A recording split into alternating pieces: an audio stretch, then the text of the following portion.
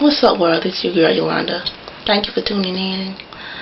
My question, do preachers commit sins?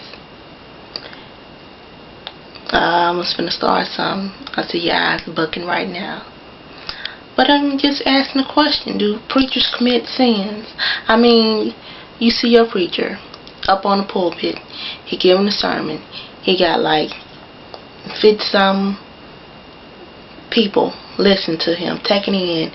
They give him rave reviews, talk to him, say he the best he did never saw, or whatever, and they'll never change. They'll do anything for pastor. They know pastor's anointed and appointed, and he gonna make it all right, and he doing it, and he's truly blessed, and you can talk to pastor about anything, because he has helped me out in the past, and I know, honey, when I was down to my last, pastor laid hands on me, and spoke words on me, and the next thing I know, honey, I had money rolling in like I don't know what. But do you believe pastors commit sins? I mean, do you believe they deal with their own demons and their own issues and their own problems? Or do you see your pastor as being completely blameless, as being a walking statue of perfection? He can't do no wrong. He can't commit no sins because he the pastor. Well, I believe they do. Every pastor has their own flaws, their demons, their issues they deal with. Some are not worse than others. Some aren't even worth talking about or whatever. Because my churches that I've been to, the pastors, they have some issues. But I dread a flock that is going through, that has a pastor. It's worse. It's the one that I'm dealing with. No, I don't go to his church, but he's done some dirty work and towards the family, trying to take a child from my family, and it's not right. You don't take, I'll give you a little insight on it. You don't take a child who's the child of a sibling, of a daughter that you lost last year. You don't take this child away from an environment he has grew up in, he has lived in, he has grown to know, he has been around, and you don't, you just step in and think you the bigger, you the best role figure, the best role model for this child. So you feel that, you'll take him away. When a child hasn't, you see the child, you visit the child every other weekend. He might spend a night of your house every week or whatever. But we have, from the majority of the time, his grandparent, his maternal aunt, the sister of his mother who died or raised him.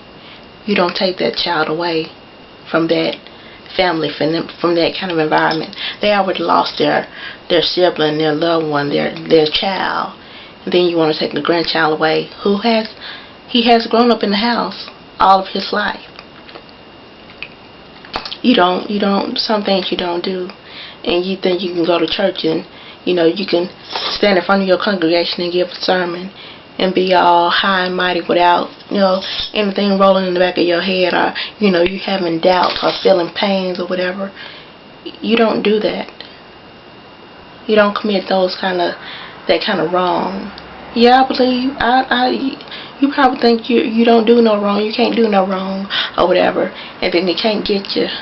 And I smile because of that, because God told me to love, and what you can't see will cause more harm to you than what you can see. And while that pastor may think that ain't no wrong gonna be done to them. God has the final say so. And when that wrath comes, oh Jesus, when the wrath comes, when the wrath hits you, remember what you did. And you'll start to remember and start to feel all the wrong that you've done to a family. But pastors, I know that you're in a pulpit and you nourish a flock. And I don't even dread you doing this to anyone, any kind of family. No families. But just remember that you can't, don't ever get so high and mighty that you feel that you can never, go under or remember what you do behind closed doors, because it will come to light. And when it comes to light, you got to face your congregation, your flock. Tell your flock about it. Don't hide it in the closet. Don't have them read it in the newspaper. I see the law come to get you because of something you have done in the closet, behind closed doors, where you think nobody can see. Do you believe preachers commit sins? People listening? I do. I have seen it. And no, that does not stop me from praising God. It does not stop me from going to church and listening to my pastor, because there are good, anointed, appointed pastors out there. But there are also false prophets. People of God who call themselves people of God, but they're really workers of, who. They're really money-stricken people who feel this is an easy way for them to earn income. Do you believe preachers commit sins? Hit me up. Let me know. Let's talk about this thing. I'm still angry. I'm still enraged. It's frustrating, because after you have raised a child, you have considered that child your own. I don't take into advantage. I don't try to take my sister's place. That was my blood sister. I loved her. That was my sister, my oldest sister. She took her rest. I take the responsibility of her child and honor of her. So, but this child was taken away, so of course I'm going to have rage, I'm going to have anger, I'm going to have frustration. I lost my sister, now I lost my son. You want to talk about it? Want to help calm me down? Want to let me know that it's going to be okay? You can hit me up, ysuccessismine@yahoo.com. That's YSUCCESSISMINE@yahoo.com. Or either hit me up on Facebook. Get the first name right, Yolanda, YALONDA Smith Jackson. Come on, let's talk about it. It made me feel better. So I won't knock nobody out. So I won't cuss a preacher out. Because in this instance, I'm going to. And I will. Help me, y'all. Let's talk about it. This Yolanda. Thank you for watching. I love y'all. I love my critics better. And preachers who have something to say, come on. Let's talk about it. Real good.